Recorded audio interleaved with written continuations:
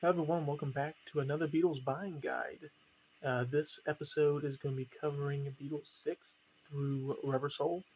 So I guess Beatles 6 help in Rubber Soul. I'll be going through all the variations of all the US pressings and versions of those albums from their first pressing till probably their last vinyl release. Usually that ends up in either the late 80s or the early 90s. So we're going to start right off with Beatles 6, and since I'm in my room with when I have all my collection, I'm going to show as many variations that I have in person, and for all the ones that I don't have, I'll flash up on the screen from a picture I got off like Discogs or the internet. So, Beatles 6, here's the album cover, and the back of the cover is going to have two covers for the first pressing. You got the correct track listing, and then you have the incorrect track listing. From what I'm reading from my sources and books, is that first pressings it can come in either or. It's not really that big of a deal. Like a first pressing has to be without the incorrect track listing, um, but they usually do. So heads up on that. But for the first pressing, it's just the standard capital label, and the very first one has the credit of Words of Love with the ASCAP credit, while as the second release has Words of Love with a credit with a BMI as the credit on the label. And those pressings usually have the second cover variation with the track listing in correct order. So again, it doesn't really for a first pressing doesn't have to have the correct cover with it, but usually with the second correction pressing, I guess you can say, that's when it usually has the corrected track listing. So something to keep an eye out for that. And then let's see, another variation from the 1965 original release is that Kansas City is going to be above the spindle hole, and I don't have a copy of that to show you, so I'll probably just flash it up on the screen. But yeah, Kansas City will be above the spindle hole for another label variation. And then there's going to be a 1966 reissue, and these usually have a smaller type font set, and it'll come with the orange inner sleeve. Um, Again, I'll pop that one up on the screen so you can see the differences from the one that I showed you to the typeset font of that one. And then now we're moving to 1968, which I do have a copy of it, and that's just the standard subsidiary rim text on there. That indicates most of, if not all, of the 1968 pressings, and this one has the correct track listing cover on that one as well. And then we're going to move up to, well, still 1968, 1969, because you have the pretty much the same label, but it's the record club pressing. So it'll have the three bars on the cover, and the catalog number is going to be ST8-25 or 2358. Instead of the X, it will have 8. And that's going to be pretty much the same for the green label as well. You'll have the standard green label with the X, and then the record club pressing will replace the X with the 8 and have probably the 3 black bars on the cover on the corner. It'll just kind of be dashed black bars. And then the next one kind of comes from the 1971 to 75 era, and it's going to be on the Apple label here. I'll take that out. There we go. And within these, you can have the capital rim text. I haven't gone that specific into detail, but usually the capital rim text come out in 1971, and then ones with just the MFD by capital, like this one right here at the bottom, usually comes out 71 to 73. But just for this video, just Apple label MFD by capital, standard pressing there. But in 1975, they came out with another Apple with the all rights reserved. It's either written text or kind of like stamped on the actual album label. Let's see if I can pull this one out real quick. So this one again has the MFD by Apple, but below that it has all rights reserved on the very bottom. There's a faint green rim on there. I might put up a picture so you can see it a little bit better, but that's another kind of reissue with Apple. That's a little bit different.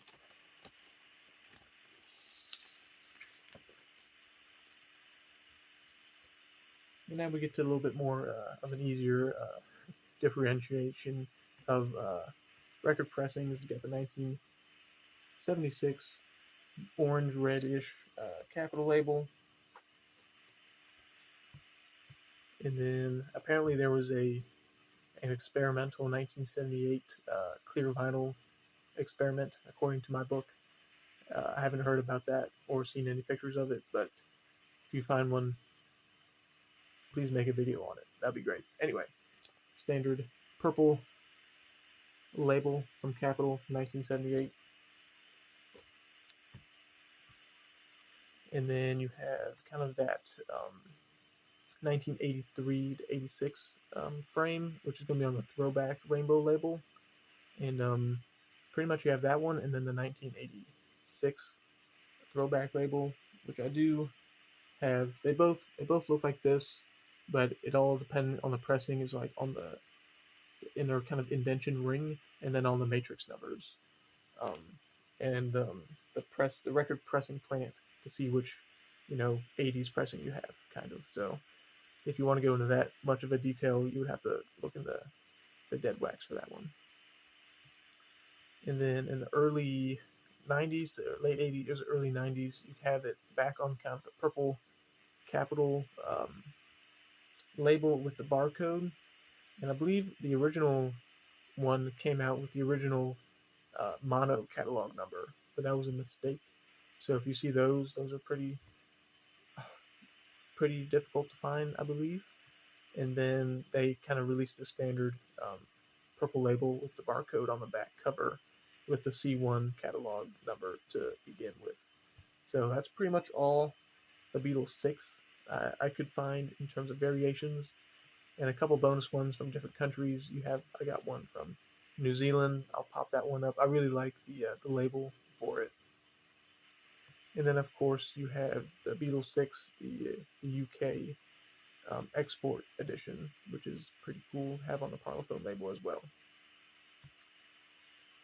Alrighty, one down, two more to go. We got Help, and there's a lot of small variations with the first pressings here. And so the very first pressings have they do not credit Ken Thorne on the label, and it also does not list, you can't do that in the little medley instrumental part. All right, and then for the second version of it, got a little bit tougher to find, but it's got the actual song title. Help is above the spindle hole here, so that's a little bit of tougher variation to find. Still 1965 pressings, but I've looked up a lot of helps, and there's always something just a little bit different about them in terms of all the credits and stuff like that. So if you're into all that, there's a lot of them out there. It can kind of drive you crazy trying to find the right one if you're looking up on Discogs and all that kind of stuff. But there's the one above the spindle hole. I'll put that one back. Anyway, 1965 kind of done with. And I put a question mark for 1967 reissue. I actually, if you look up the 1967 copy on Discogs, I put in the picture for it because it kind of had like a light tan inner sleeve, and the typeset font was pretty small and condensed compared to all the other variations I've seen. And there's the light tan inner sleeve, and as you can see, it's advertising albums that came out in '66. So I'm kind of thinking it's a 1967 reissue. Um, Not confirmed, but if you want to weigh in your thoughts on that, I would be more than happy to talk about it. And then got the standard 1968 subsidiary rim text. And again, same from the previous one, it'll have the record club pressing with that as well from 1969. And then got the lime green label, again, standard, and then record club pressing um, are available for this record. Then you got the 1971 Capitol rim text, and then you got the 1971-73 MFD by Capitol, and I do have that one right here. And then the last Apple reissue would be the 1975 All Rights Reserved rim text. I feel after I get all done with the Apple stuff, I can relax on terms of looking for specific pressings because it's just easier to find. Got the big red-orange label from '76. Got the purple one from '78. And then you got the two throwback rainbow labels from the 83 to 87 time frame.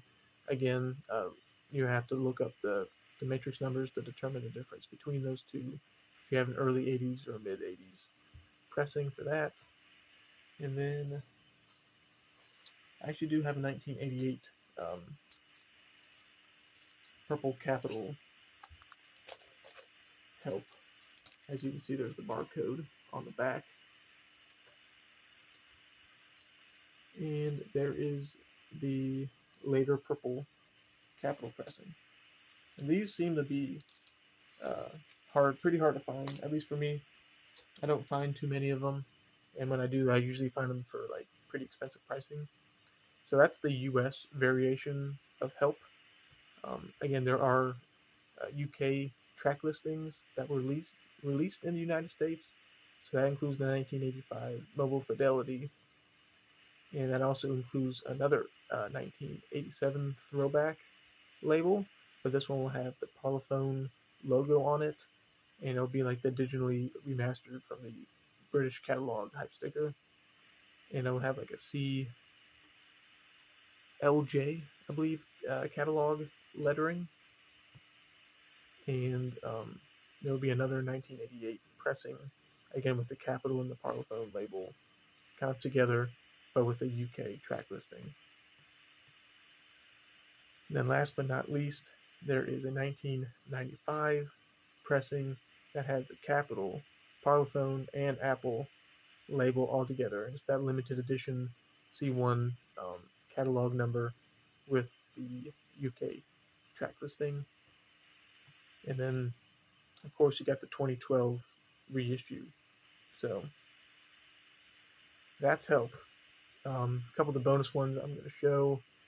I believe that's I'm going to show one from let's see from Jamaica. It has an interesting or pretty cool looking kind of older Capitol label, so that's always fun. Okay, Help is done. On to the home stretch. Let me do a little reorganizing here. Okay, Rubber Soul. Okay, these are a little bit better to identify first and second pressings because these Rubber Soul first pressings don't have Beatles on the label. It just has their names up top here. Just has their names listed, but no Beatles. And this copy is in a shrink wrap. Unfortunately, does not have the Here Paul Michelle or Here Paul Sing Michelle hype sticker or any other hype sticker on it.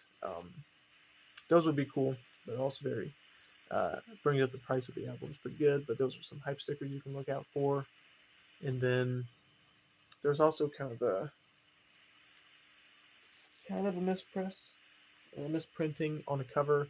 It will have the stereo, the new improved full dimensional stereo, in orange on the cover, and then also in black on the white border. So that's something to look out for as well. But in the 1966 pressing of this album, it will have the Beatles listed along with their names as well.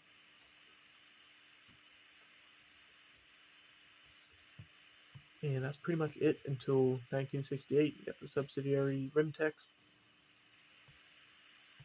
And then you got the 1969 Record Club pressing, again with the dash 8 instead of the X. Then you got, again, the green label from 1969. And then there's also another variation of the green label that will have kind of a little blurb on about manufactured with Longinus Symphony. So that's kind of a small, kind of just a little print on the label itself. And then, of course, you got the Record Club pressing from 1969 on the green Capitol label. And then we got 1971 with the Capitol rim text from Apple. And then you got like the 1971-73 MFD by Apple.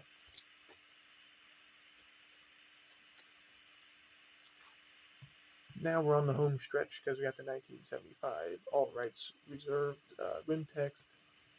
And then you have the 1976 red-orange label. And this one, something to look out for in terms of variation. You have the standard catalog number with the ST-1. Some labels have SW as the prefix. And then 1978, you go to the purple label, and then some of these copies have the complete Beatles flyer in them, so that's something to kind of look out for. And then again, we go to the 1983 to 87 throwback rainbow labels. And then you got the 1988 purple label with the barcode. And again, for the UK configuration, you have the mobile fidelity from 1984. You got the 1987 black rainbow digitally remastered with the throwback rainbow label and the Parlophone label. Don't think... Yep, do have that one. So there you go. Yeah, got the Capitol and then the Parlophone label right there with the UK configuration. And then you have that same Capitol Parlophone label, but just on the purple Capitol label. And then you have the 1995 with the Capitol Parlophone and Apple label with the C1 catalog number with limited edition hype sticker.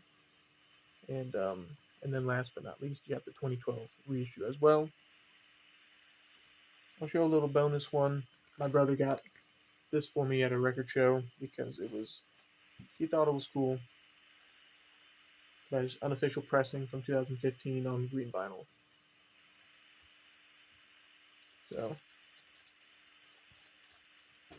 he got that for me because one of the first records I got was a Rubber Soul, and the cover was so bad. It was like seam split on 3 of the 4 sides, and he like taped it back together, but he taped it with the record coming out of the bottom instead of the side, so he felt bad. So he got that one for me. So shout out for my brother there. But a couple other bonus records of Rubber Soul that I think are interesting. You got the Champagne cover from Greece, which is a really cool looking cover.